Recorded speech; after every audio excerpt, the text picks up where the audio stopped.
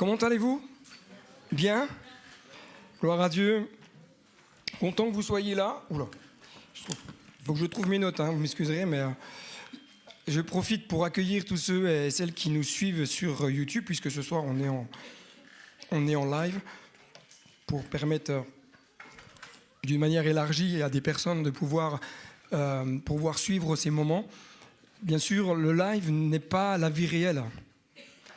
Il y a beaucoup de choses qu'on ne peut pas connecter quand on est en distanciel. Bien sûr, les fois, les contraintes professionnelles, familiales, la santé nous obligent, ou plutôt nous bloquent parfois à la maison. Mais vraiment, je voudrais encourager tous ceux et celles qui vont nous regarder peut-être ce soir ou en différé. Vraiment, rattachez-vous à une église locale et prenez le temps d'aller dans une église parce que c'est là que vous allez connecter avec le ciel. On connecte avec le ciel à la maison, qu'on ne fasse pas dire ce que je ne dis pas, mais il y a plein de choses qui se vivent ensemble, qu'on ne peut pas vivre tout seul à la maison. Quand on est fatigué, quand on est découragé, quand on est abattu, on est content de trouver des frères et sœurs qui, eux, ont la patate et qui nous aident à remonter la pente. Amen. Gloire à Dieu. Alors, avant de commencer, juste vous rappeler que vous soyez ici ou en distance, une fois n'est pas coutume, j'ai pas mis. Voilà. Vous avez la possibilité d'envoyer vos questions directement par le biais de ce formulaire. Cliquez, flashez le code avant que je change de diapo. Si vous n'avez pas eu le temps, vous irez dans la vidéo, dans la description de la vidéo, il y a le lien qui renvoie à ce formulaire. Pourquoi je fais cela? C'est parce que des fois, on a des questions qui reviennent un peu après, et puis on n'a peut-être pas forcément toutes les réponses. Et il y a déjà 2 questions qui ont été posées de la fois précédente. Je n'ai pas encore pris le temps matériel de pouvoir me poser, de pouvoir structurer la réponse et de faire une vidéo spécifique par rapport à ça. Mais l'objectif, c'est d'apporter des réponses d'une manière en vidéo et non pas en présentiel, parce que ça serait un peu trop compliqué. Juste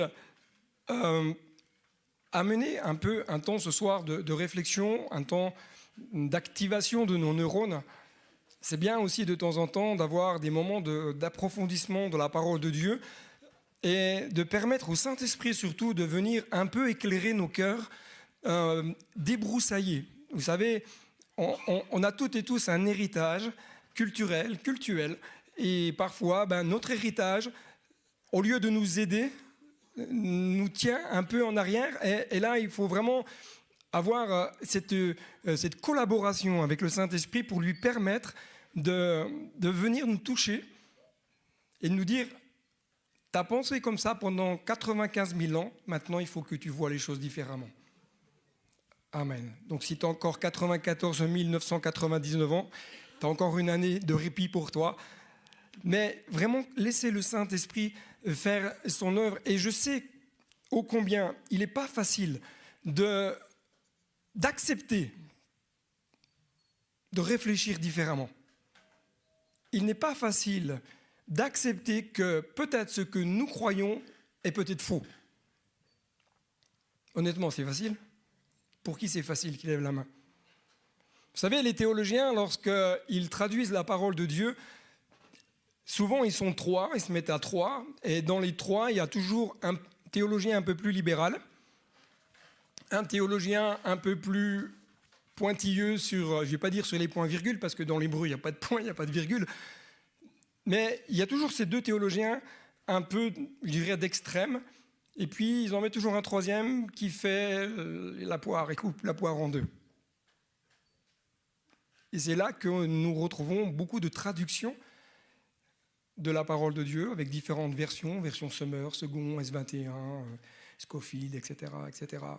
Et les mots qu'ils vont chercher à découvrir, à approfondir, vont être en fonction aussi de leur histoire, de leur culture, de leur compréhension des textes. Et parfois même les théologiens ne sont pas d'accord sur un mot. Alors imaginez sur toute la parole de Dieu. Waouh! Vivement qu'on aille au ciel pour qu'on comprenne un peu mieux les choses. Mais ça m'amène, en tout cas, quand je préparais ces temps, ça m'amène à ce texte de Proverbes qui dit que par manque de connaissances, le peuple Le peuple périt. Mais la version Sommer dit ceci, par manque de révélation. Par manque de révélation divine, le peuple se laisse aller.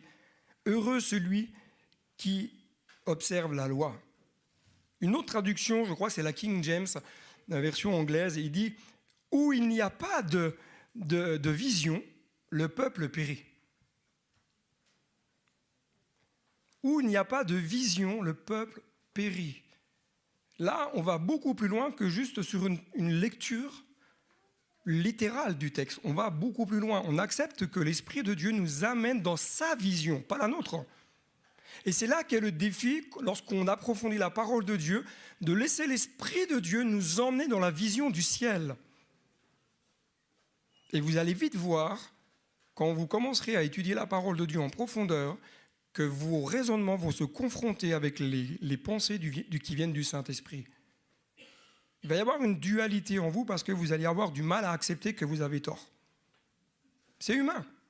C'est humain, je m'y suis confronté, je sais ce que c'est. Alors ces temps d'enseignement sont là notamment pour aborder, on a vu la dernière fois, différents sujets. On a vu que le thème, c'est les dons spirituels, Romains 12, 1 Corinthiens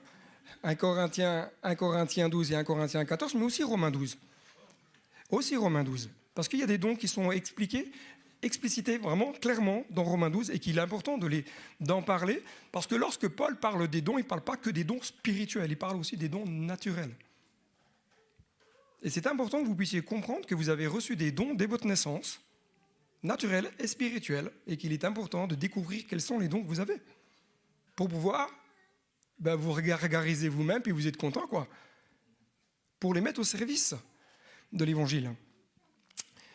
Comprendre que l'apôtre Paul va parler d'un schéma extraordinaire qu'est le schéma de l'Église. La structure de l'Église, Paul en parle, Éphésiens 4, va dire que Dieu a donné à l'Église, premièrement,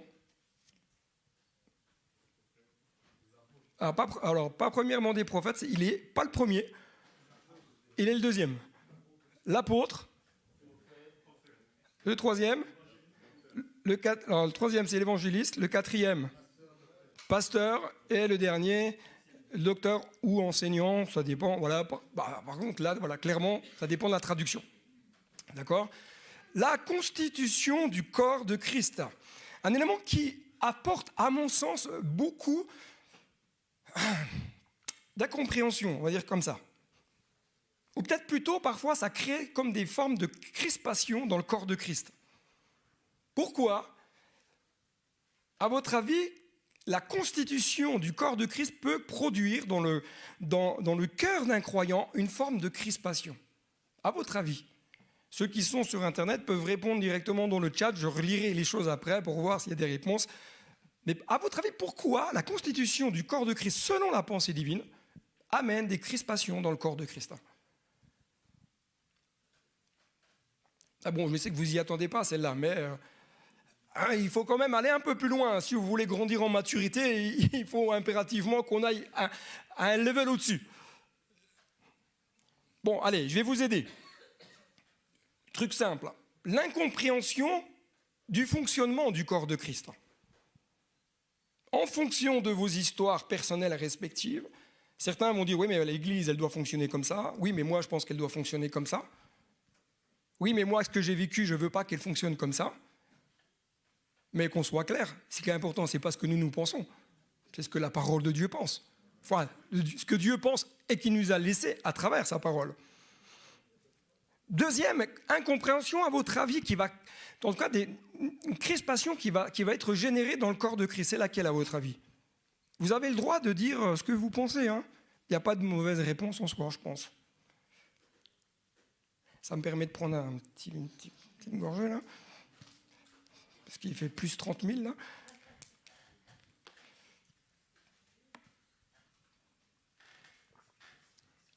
À votre avis ? Je vois que vous êtes très bavard. Allez, je vous donne le deuxième et j'espère que vous allez pouvoir m'en donner des autres. L'incompréhension de la fonction qu'ont les différents membres du corps de Christ. L'incompréhension sur la fonction. Je ne parle pas du titre. Et je me bagarre là-dessus. Je me bagarre. Dieu n'en a rien à faire du titre. Dieu nous donne une fonction. Et c'est cette fonction-là qui, parfois, génère certaines crispations dans le corps de Christ. Pourquoi lui, il a telle fonction et pas moi? Non, mais ça existe, hein, ailleurs. Ailleurs, dans les autres églises que j'ai visitées. À Montpellier, à je sais pas où. Le pasteur Montpellier m'écoute, il va me dire oui. L'incompréhension que peut avoir le rôle de certains et de certaines, la compréhension de différence entre la différence entre les ministères ou les fonctions, mais aussi les dons du ministère. Il y a une incompréhension entre le ministère et les dons du ministère. Tout le monde n'est pas forcément très au fait avec ces choses-là, et comme on n'est pas très au fait, du coup on fait un amalgame, et puis ça fout le bazar. L'héritage culturel apporte de la crispation. J'en ai parlé un petit peu. L'héritage culturel et cultuel. En fonction de où Dieu nous a permis de naître, nous avons un héritage culturel qui n'est pas le même que pas très loin d'ici, en Suisse. On est d'accord? Bon, eux, ils aiment le fromage, nous aussi. Mais si je fais un vol d'oiseaux et que je vais au Canada, on n'est plus dans le même héritage culturel, même si c'est des cousins très, très éloignés, mais c'est des cousins.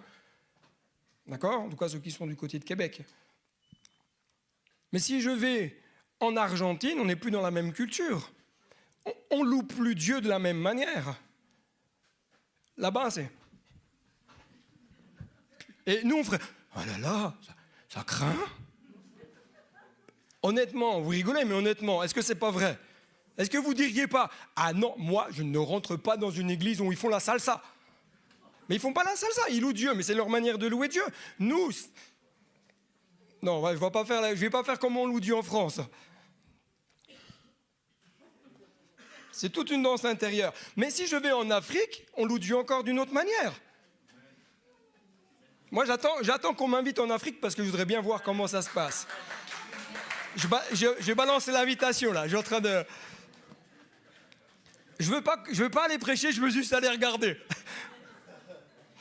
Le mauvais schéma appliqué dans le fonctionnement de nos églises, qui sont aussi des héritages culturels et cultuels.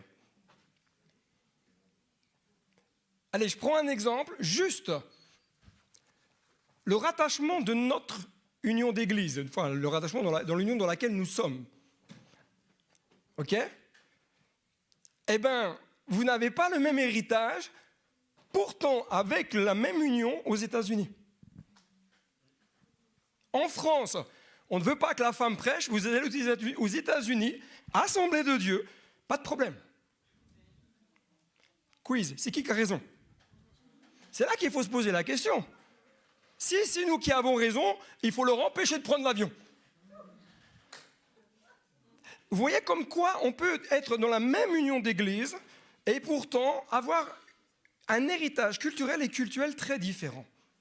Et ce qui est important dans tout ça, c'est pas de semer le bazar, c'est de dire, Seigneur, c'est quoi la pensée qui vient du ciel?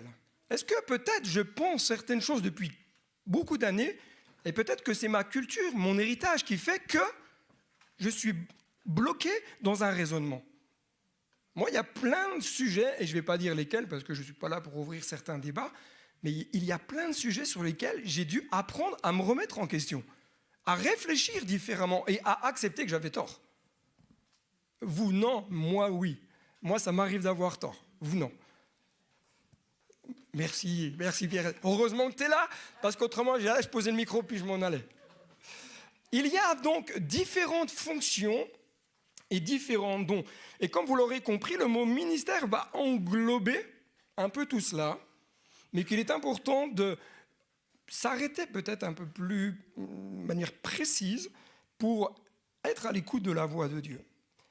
Je tiens à souligner quelque chose d'important, quelque chose qui est toujours pour moi un sujet qui ne devrait pas exister.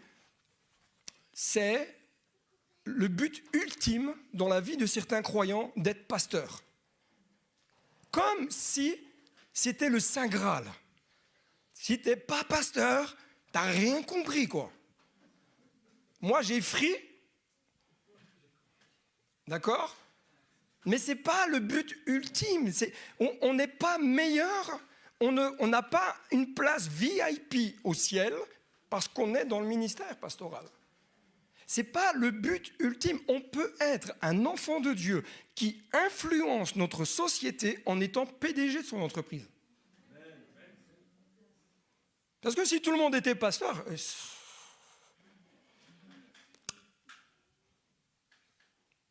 on peut être un enfant de Dieu qui apporte une saveur dans ce monde en étant directeur dans un service, dans l'administration, en étant un agent d'entretien.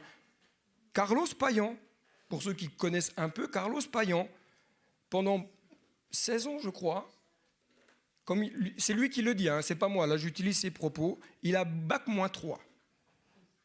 Il était agent d'entretien.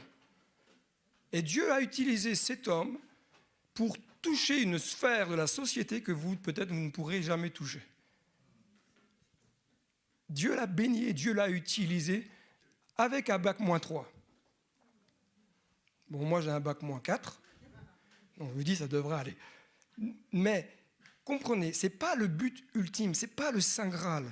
Le ministère pastoral, c'est un appel de Dieu sur une personne et Dieu donne la personne à l'Église. Ah ouais, vous dites amen parce que c'est pas vous, hein?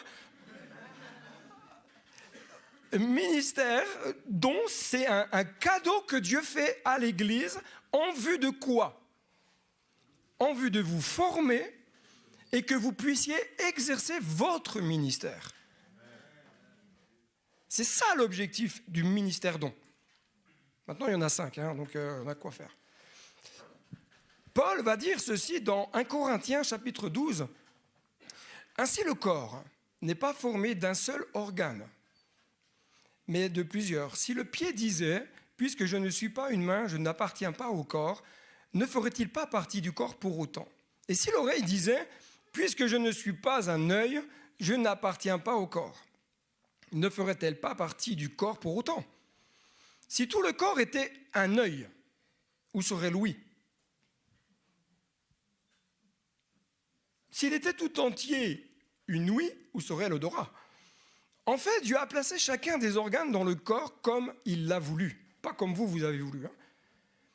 S'ils étaient tous un seul organe, où serait le corps? Il y a donc plusieurs organes, mais un seul corps. L'œil ne peut pas dire à la main « je n'ai pas besoin de toi », ni la tête dire aux pieds « je n'ai pas besoin de vous ». Bien plus, les parties du corps qui paraissent être les plus faibles sont nécessaires, et celles que nous estimons être les moins honorables du corps, nous les entourons d'un plus grand honneur. Ainsi, nos organes, les moins décents, sont traités avec plus d'égards, tandis que ceux qui sont décents n'en ont pas besoin. Dieu a disposé le corps de manière à donner plus d'honneur à ceux qui en manquaient, afin qu'il n'y ait pas de division. Écoutez bien ceci, qu'il n'y ait pas quoi? Allô?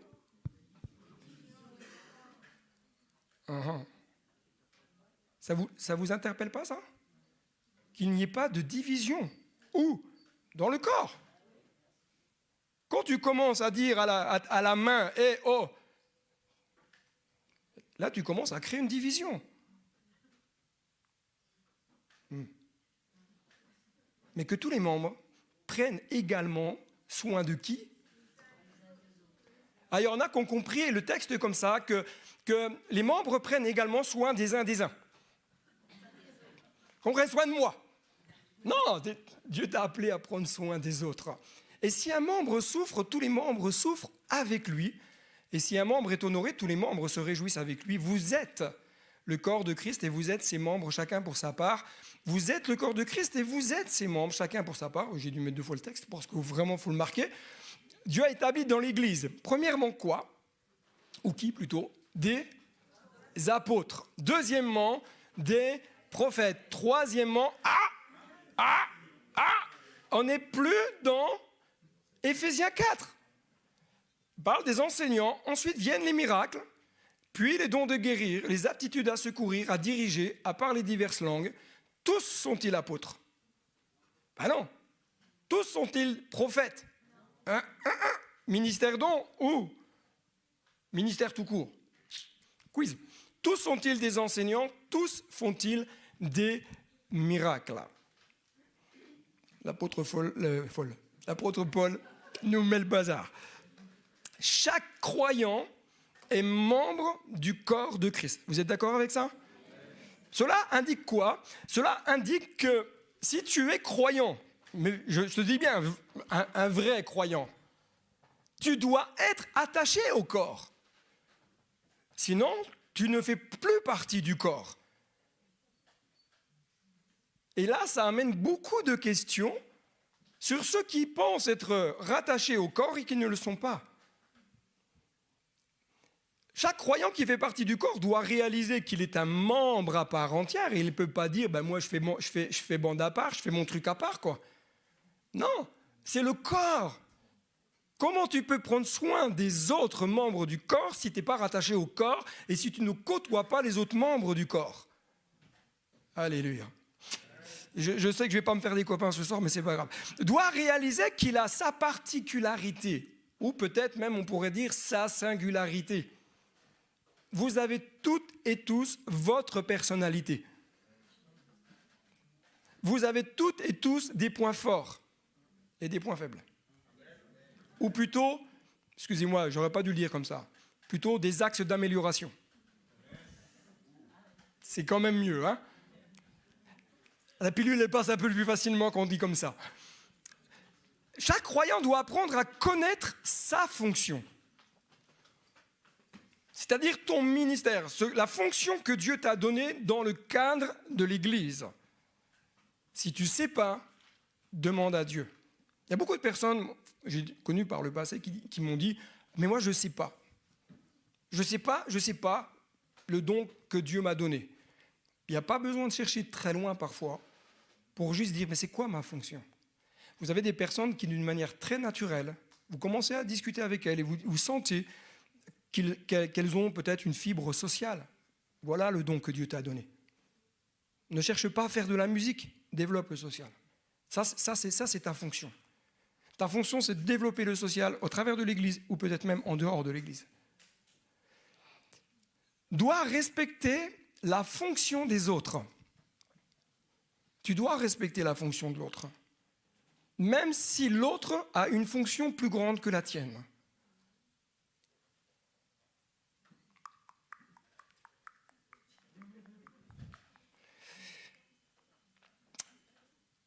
Le croyant ne doit pas se détacher du corps, ne doit pas fonctionner de mode isolé, et doit apprendre à fonctionner avec les autres membres du corps.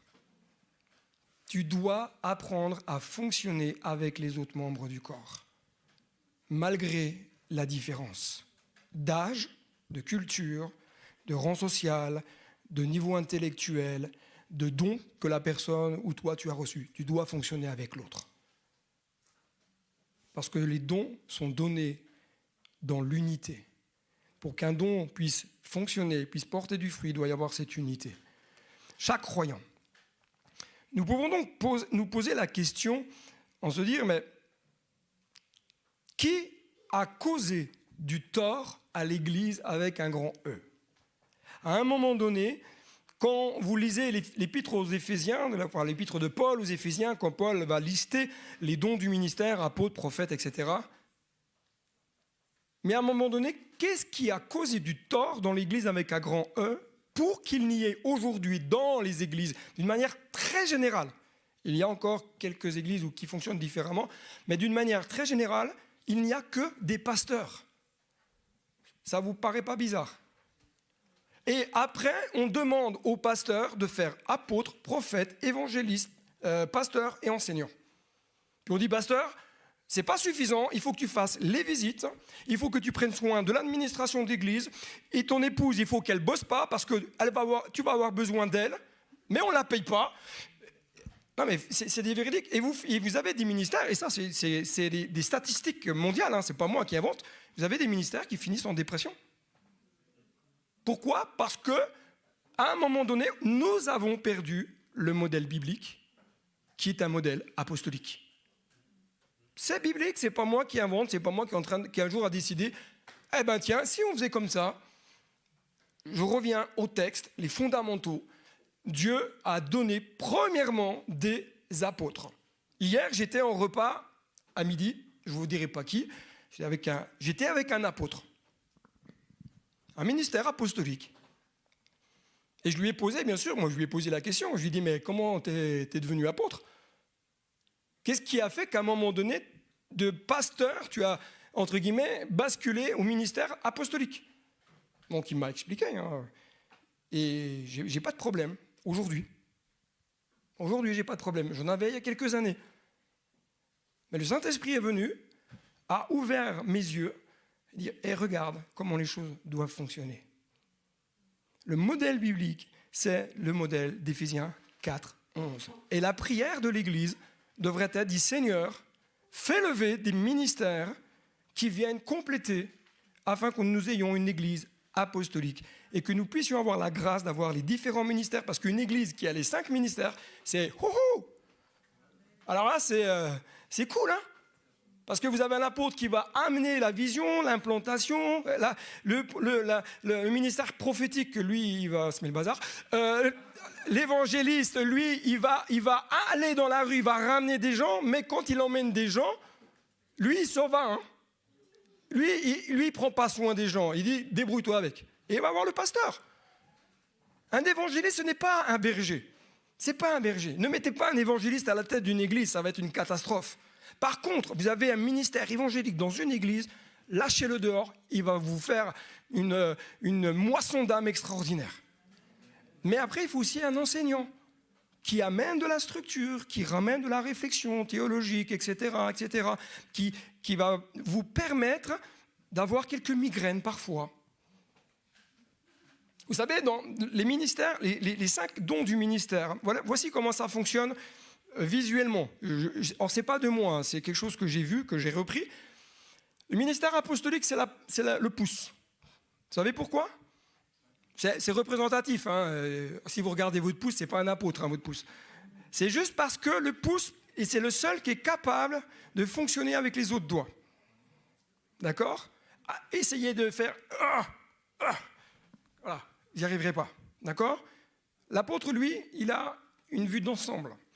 Le deuxième, c'est le prophète. Celui qui va dire, voici la vision de Dieu, c'est dans cette direction que Dieu demande à l'Église d'aller. C'est pas pour pointer du doigt, t'es un méchant. Non, c'est dire, voilà, la vision que Dieu a. Le majeur, si vous êtes constitué comme moi, c'est celui qui dépasse tout le monde. C'est l'évangéliste.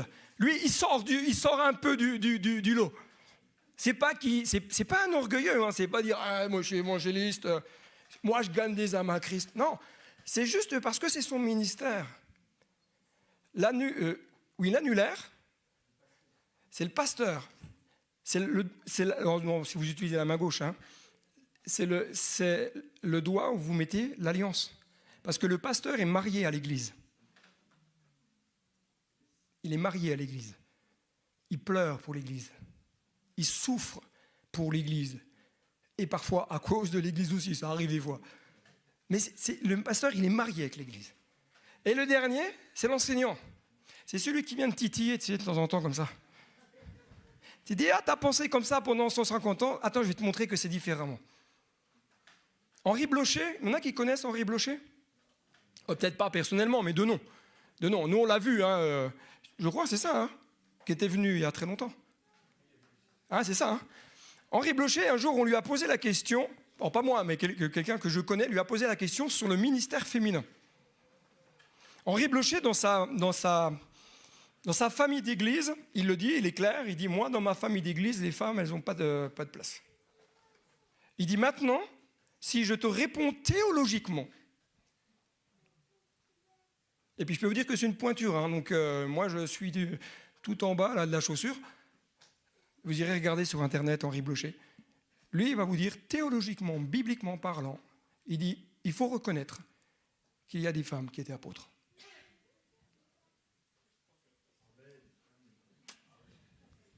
Et prophétesses dans l'Ancien Testament. Mais dans le Nouveau Testament, il y a des choses qui... Ça déroute, hein. ça déroute. Alors moi, j'espère un jour pouvoir rencontrer ce frère, pour pouvoir discuter un petit peu. Je dirais, explique-moi un petit peu là. Je n'ai pas tout compris. Alors,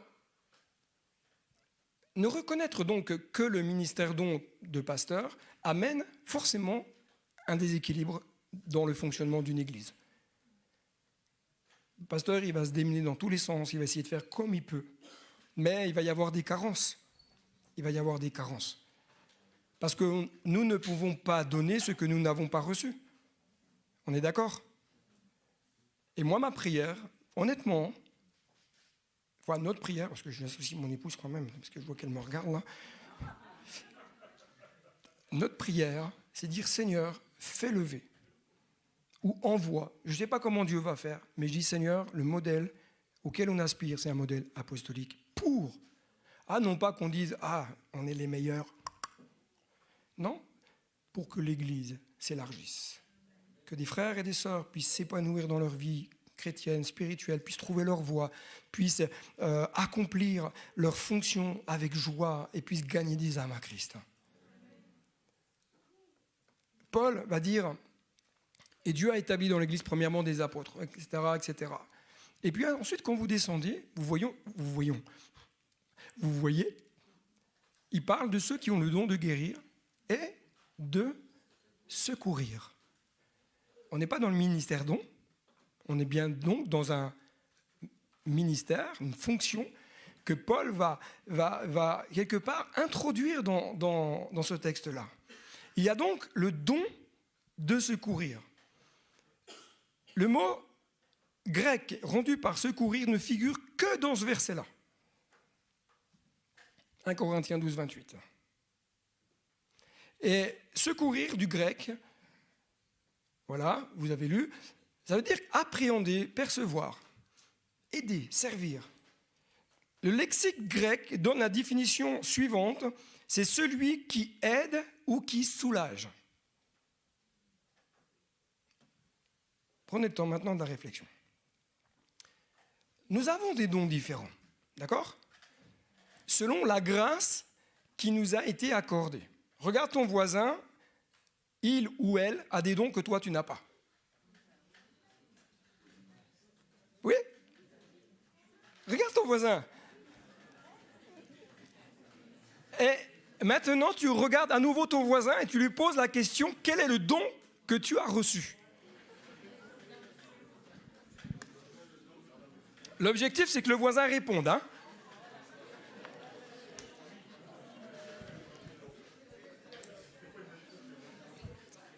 Tu ne peux pas dire « j'ai reçu le don de l'hospitalité » si tu ne l'as pas.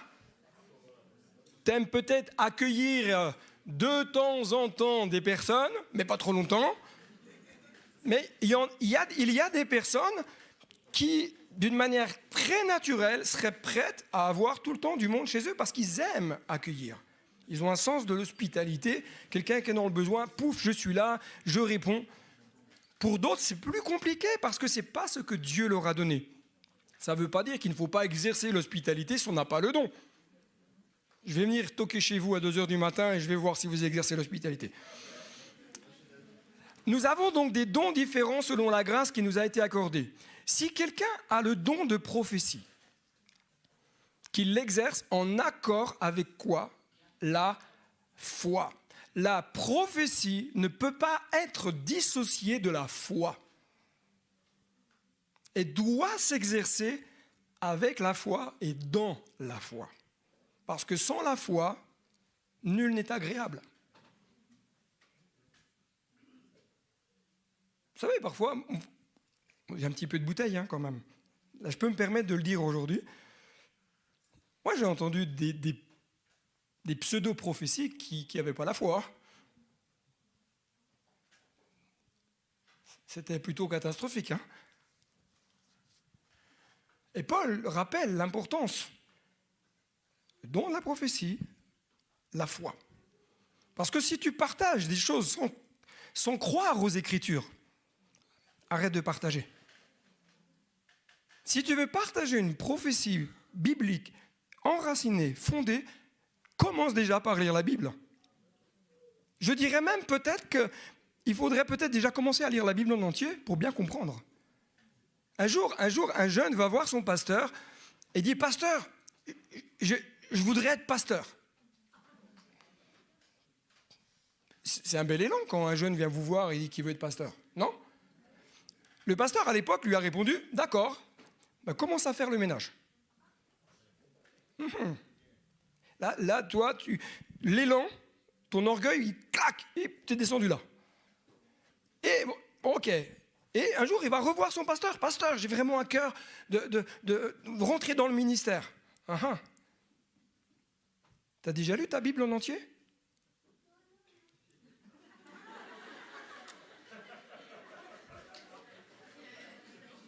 Vous m'excuserez. Comment tu peux enseigner le peuple de Dieu si tu n'as jamais lu la Bible? Au moins une fois. Au moins. Mais bon, ça c'est moi. Hein. Mais moi, je vais mettre la barre plus haut. Hein. Je vais te dire au moins 10 fois avant de rentrer dans le ministère pastoral. Parce qu'autrement, tu vas sortir des âneries. Parce que tu ne connais pas les textes. Alors, on ne connaît pas la Bible par cœur. Enfin, en tout cas, moi, j'ai une mémoire visuelle. Hein. Certaines personnes, vous leur dites un mot. Ah oui, c'est comme dans le verset 1 Corinthiens, machin, pap. Et puis toi, tu es là, tu sors le téléphone, concordance. Mais comprenez, on ne peut pas partager ce qu'on n'a pas reçu et ce que nous ne vivons pas. Bon, là, je vous ai tous un peu... Qu'il l'exerce donc en accord avec la foi, et si un autre est appelé à servir, qu'il se consacre à son service. Est-ce qu'il y en a qui sont appelés à servir? Je ne parle pas du don du ministère, hein, je parle du service tout court, la fonction. Ok. Il y en a plein qui ne lèvent pas la main parce qu'ils se disent « Si je lève la main, Dieu va me voir. » Consacre-toi à ton service. Tu ne peux pas... Je suis en train de me demander si je dis ou je ne dis pas. Ouais, bien sûr. Bien sûr. Bon, j'assume. Moi, on m'a dit que c'était bien d'assumer, donc j'assume. Tu ne peux pas servir que quand ça te chante.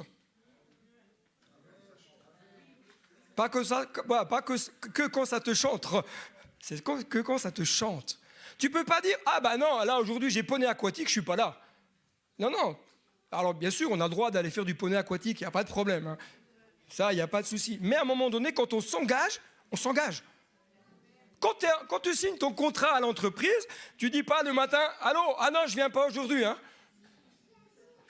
Bon, tu peux prétexter que tu as bobo à la tête. Un jour, 2 jours, mais à un moment donné, je rigole parce que moi j'avais des anciens collègues, il y avait toujours des décès chez eux.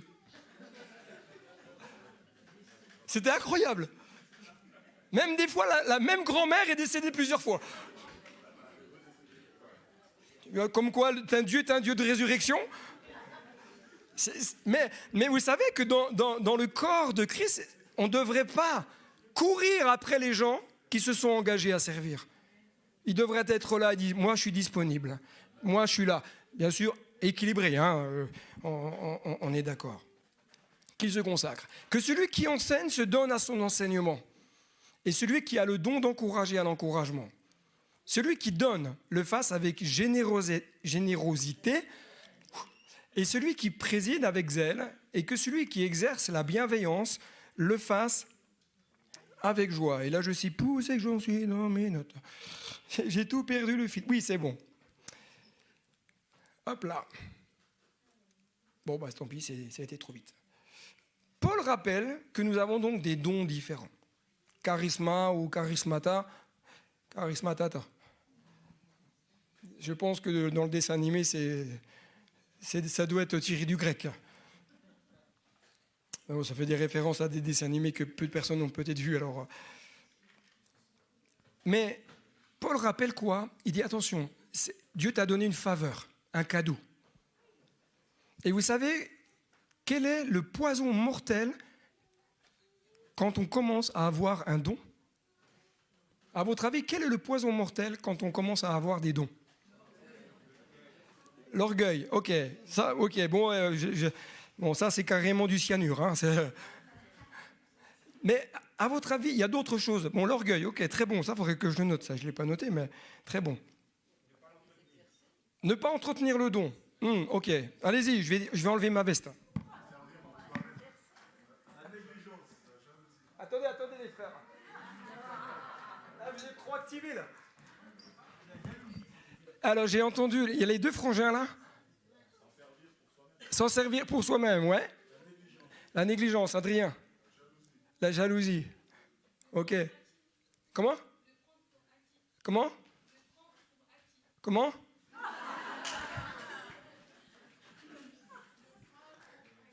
Prendre pour acquis? Quelqu'un d'autre? Là? Mhm.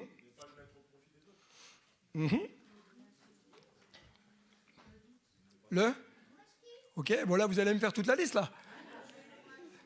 Découragement, ok. Mais un des éléments qui ne se trouve pas ici, c'est la compétition entre les dons. C'est un poison mortel. La compétition. Moi j'ai, toi t'as pas. Ou moi j'ai, mais moi j'ai mieux que toi. Frédéric a des dons que moi j'ai pas. Mais comme j'en ai plus que lui,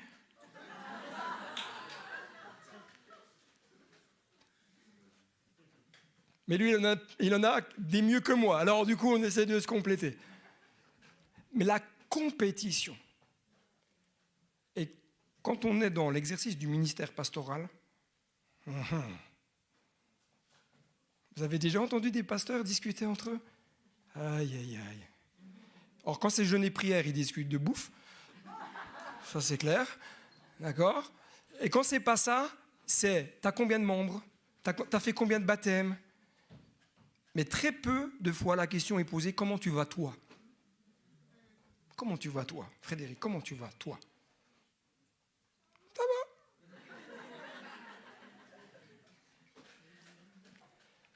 La compétition. Chaque don... Ok, mais j'étais trop vite là, ça va... Ok, bon, je vais le laisser comme ça, c'est pas grave. Il est important que nous puissions donc identifier ce que Dieu nous a donné. Et Paul va énumérer donc les différents dons qui doivent, écoutez bien ceci, hein, et ça reste très, très scripturaire, hein, moi j'invente rien, c'est les textes qui en parlent. Tous les dons naturels comme spirituels, doivent s'exercer dans une couverture ministérielle. C'est une protection. Si tu commences à vouloir exercer ton don en dehors d'une protection, tu es en danger. Maintenant, il y a des ministères qui ne permettent pas à des personnes d'exercer leur don parce qu'il y a un peu de compétition, quoi. Ça, c'est pas bon. Il faut que le ministère il se remette un peu en question, là. Et le don de prophétie, prophétia, c'est-à-dire, Paul, quelque part dans le grec, il dit, mais c'est un discours qui émane d'inspiration divine. Quand tu parles de la part de Dieu, tu exerces ce don, un ministère prophétique. Je ne parle pas du don du ministère, et je reviens là-dessus. Le ministère de prophète est autre chose que le ministère, le service, la fonction. Ce n'est pas le même appel. Le don du ministère, c'est Dieu t'a choisi et t'a fait cadeau à une église. Tu es marié avec l'église et tu es cuit. C'est jusqu'à la mort. C'est comme le mariage. C'est comme le mariage, c'est un engagement. Et quand tu te désengages, eh ben, ça craque. Le ministère, en tout cas, le ministère prophétique, la prophétie doit s'exercer en mesure de la foi. Et en fonction de la foi que nous avons, nous allons exercer avec plus ou moins d'assurance la prophétie dans l'Église. Ceux qui reçoivent des pensées de la part de Dieu, est-ce que ça vous est déjà arrivé de recevoir quelque chose et tout de suite derrière, ah mais ça c'est toi? Non? Il n'y a qu'à moi que ça arrive, hein? Non, vous me faites peur là. Priez pour moi. Mais la foi, elle t'amène à quoi? À avoir l'audace. Dis, ok, j'ai le début et j'ai le début. Et la foi, elle t'amène à dire, j'ai le début, je donne. Et Dieu va donner le reste. Parce que si tu attends d'avoir le début, le milieu, la conclusion, la synthèse, l'antithèse, la prothèse, tu vas attendre longtemps d'avoir. Dieu, vous savez, Dieu fait comme ça. J'écoutais un ministère aujourd'hui qui parlait justement de l'exercice prophétique et dit parfois Dieu donne une image. C'est tout. Vas-y, débrouille-toi avec ça. Eh ben,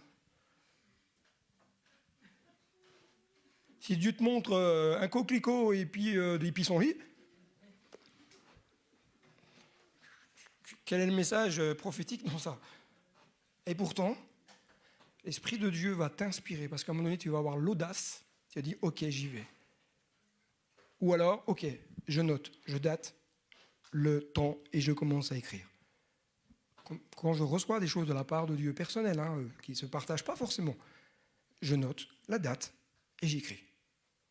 Ça me permet de vérifier si ce que j'ai reçu est bien biblique. Si ce n'est pas biblique, c'est exit. On enlève tout. Par contre, si c'est biblique, je garde dans un coin. Et j'attends. Et il y a des choses que Dieu m'a données en l'espace d'1 an ou 2 ans, sont en train de se mettre en place aujourd'hui.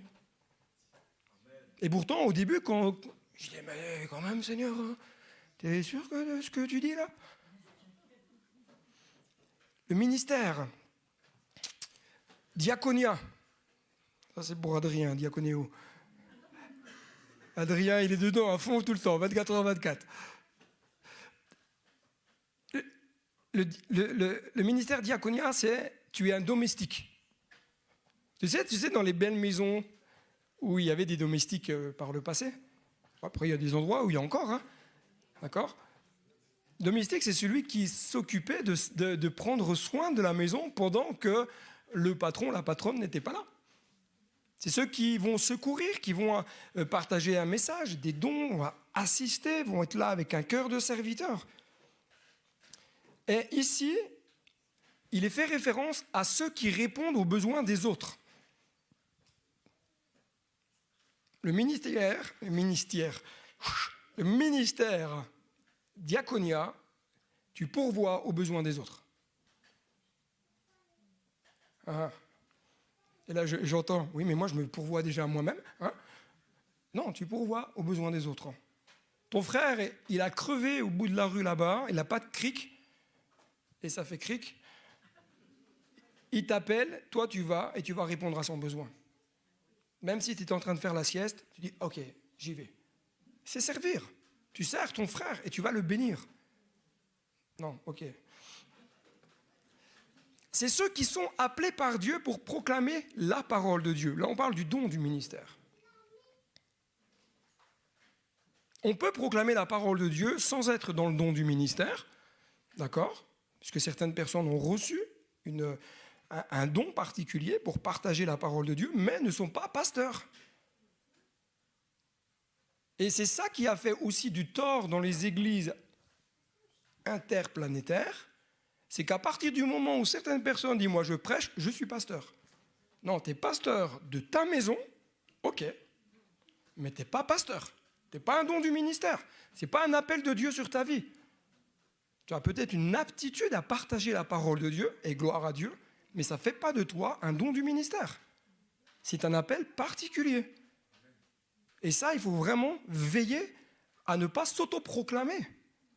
Pour cela que je suis très vigilant sur la floraison des nombreux ministères que nous voyons sur Internet, sur les réseaux sociaux. Combien de fois, moi, j'ai des demandes, apôtre de ceci, apôtre du soleil levant, apôtre de ma cuisine, apôtre... Et des fois, mais je me dis, mais qui... Puis quand je vois... Alors, après, des fois, c'est pas une question d'âge, mais des fois, quand je vois... Excusez-moi, le gamin, t'es déjà apôtre? Je vois encore l'instituteur qui est derrière toi, là. Qui t'a ordonné apôtre? Un don du ministère est ordonné. Il est reconnu par l'église locale. Si l'église locale ne reconnaît pas en une personne un don du ministère, il ne faut pas le faire rentrer dans le ministère. Il faut peut-être attendre, tout simplement. Et ça, c'est valable pour tous les dons du ministère. Ministère, c'est ceux qui sont appelés en tant que diacres. Ça, là-dessus, on n'a pas de problème. Et ensuite, il y a ceux qui ont le don d'enseignement. C'est-à-dire qu'ils sont capables de donner des instructions, des préceptes, d'apprendre, de prêcher. D'accord? Même si, voilà, je l'indique, que ça ne fait pas de vous des prédicateurs. Vous êtes des prédicateurs, mais pas forcément des pasteurs. Ils sont capables d'instruire. Et vous avez des personnes qui ne sont pas dans le don du ministère, qui sont des très bons enseignants. Ils sont capables de vous rendre accessibles des choses qui ne le sont pas. C'est ça, un enseignant.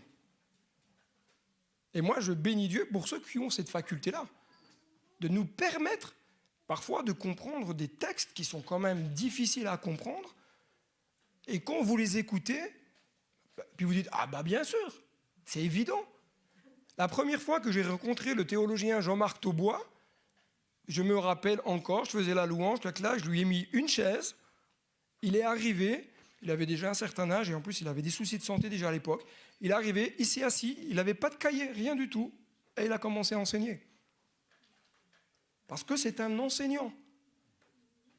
Et il a rendu accessible des choses qui ne l'étaient pas pour moi en tout cas.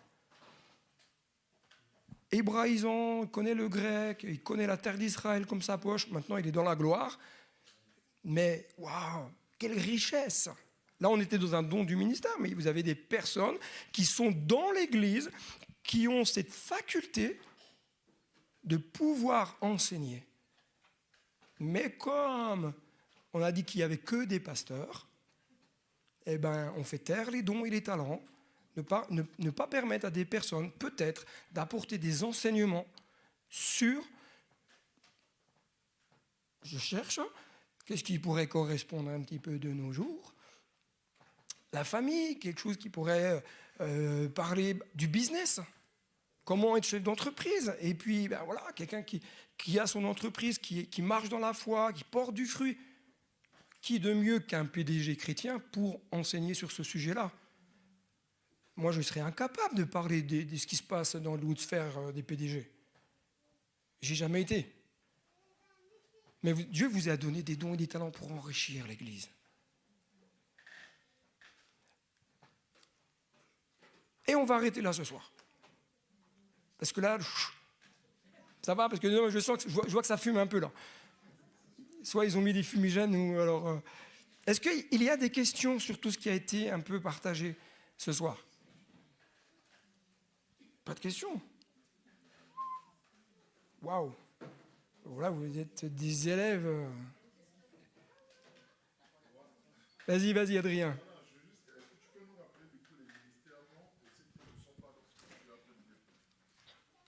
Je bois un petit coup avant.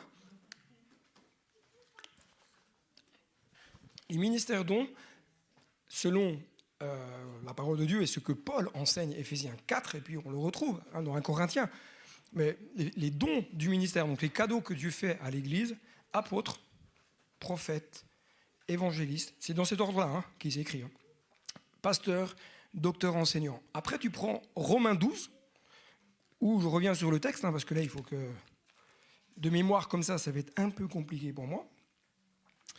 Le ministère prophétique, tu as le ministère de prophète, le don du ministère, mais qui a une envergure très différente et s'exerce d'une certaine manière et avec un certain cadre. Le service, d'une manière générale, l'enseignement, l'encouragement, la générosité, ceux qui président, la bienveillance. Tous ces dons sont des cadeaux que Dieu vous a donnés, des dons que Dieu vous a donnés pour l'Église. Et pas que. Parce que vous pouvez exercer tous ces dons, même en dehors de l'Église. Vous pouvez user de bienveillance pour des personnes qui sont à l'extérieur. Il faut le faire. Il faut le faire. Mais souvent, oui, c'est vrai que c'est l'incompréhension entre le ministère, le mot ministère qui est le service, et le don du ministère. Le ministère, c'est je dirais, c'est la fonction que tu as. Le don du ministère, c'est ce que tu es. D'accord? Tu peux avoir la fonction de servir, etc., mais tu n'es pas un apôtre, un prophète. Et là, c'est quand on rentre dans le don du ministère, je peux vous dire que ça nous demande énormément énormément de prières pour exercer le ministère du mieux qu'on le peut. Frédéric, là, tu as du boulot, là. Ce que je vais dire, je ne le dis pas parce que Frédéric est là, je le dirai de toute façon parce que c'est filmé. Mais un don du ministère qui ne prend pas de temps dans l'intimité finira à un moment donné par se casser le nez. Parce que Jésus va dire, sans moi, vous ne pouvez rien faire. Et le don du ministère, si tu n'es pas constamment dans l'intimité avec Dieu, à un moment donné, tu fais de l'humain. Tu fais de l'humain. Et le piège d'ailleurs dans les dons du ministère, c'est l'orgueil. Penser qu'on va y arriver parce qu'on a des années de conversion, parce qu'on a des années de ministère, parce qu'on sait mieux que... Non, moi je ne sais pas mieux. Je ne sais pas mieux. Et je vous dis, le ministère apostolique avec qui j'étais, je lui ai dit, moi j'ai besoin d'apprendre, j'ai besoin qu'on me communique des choses, qu'on m'encourage, qu'on m'explique certaines choses, parce qu'il y a des choses que je ne sais pas encore. Ça va de rien, est-ce que j'ai répondu? Parce que du coup, ça c'est le côté pastoral, tu vois, tu pars dans un truc et puis tu finis dans une autre planète. Est-ce qu'il y a une autre question? Non? Vous allez envoyer vos questions sur le formulaire. Comme ça. Amen. Alors là, on en est uniquement... Je crois que j'ai même pas fait la moitié. La moitié de ce que je voulais. Mais il vaut mieux digérer déjà tout cela. Dieu voulant, dans un mois, on va essayer de refaire un temps d'enseignement comme celui-ci. On va poursuivre, en tout cas, ce temps de réflexion, on poursuivra avec le don d'exhorter. Vous pourrez lire, relisez Romains 12. Prenez le temps, puis demandez au Saint-Esprit, mais dis, c'est quoi, moi, le don que j'ai reçu? C'est quoi le don que j'ai reçu? Comment je dois l'exercer? Dans quel cadre je dois l'exercer? Et puis, on abordera tout doucement les choses un peu plus en profondeur sur les dons du ministère, etc., etc. Amen. On prie ensemble? Oui? Est-ce que je peux vous demander de vous mettre debout si vous pouvez, bien entendu. Si vous ne pouvez pas, il n'y a pas de souci. On va remercier nos amis sur le live qui nous ont suivis jusqu'à maintenant. Merci pour leur patience. Seigneur Jésus, je te bénis pour ce temps et vraiment ce privilège que tu nous as donné d'être tous ensemble autour de ta parole. Seigneur, je sais quel défi, Seigneur, est d'approfondir, Seigneur, les choses de ta parole. Seigneur mon Dieu, je prie que ton esprit vienne et nous aide à mieux comprendre, nous aide à mieux cerner, nous aide à mieux voir les choses, afin que nous puissions avoir une vision rafraîchie, un renouvellement de l'intelligence. Parce que Seigneur, s'il n'y a pas ce renouvellement, nous restons cloisonnés dans nos conceptions. Seigneur, renouvelle mon intelligence, renouvelle l'intelligence de mes frères et de mes sœurs, et que puissent se lever dans l'Église des hommes et des femmes qui te servent, avec les dons et les talents que tu leur as donnés. Et Seigneur, te plaise de lever des ministères apostoliques, des pasteurs, des évangélistes, des prophètes. Seigneur, c'est toi qui fais. C'est toi qui fais lever les ministères, c'est pas l'humain. Seigneur, je te bénis. Enrichis l'Église afin qu'elle grandisse, qu'elle puisse croître en maturité et en nombre. Seigneur, il y a tant de personnes encore à sauver dans cette ville. Il y a tant de personnes à sauver. Seigneur, merci de te glorifier et de renouveler les forces de chacun et de chacune. Amen.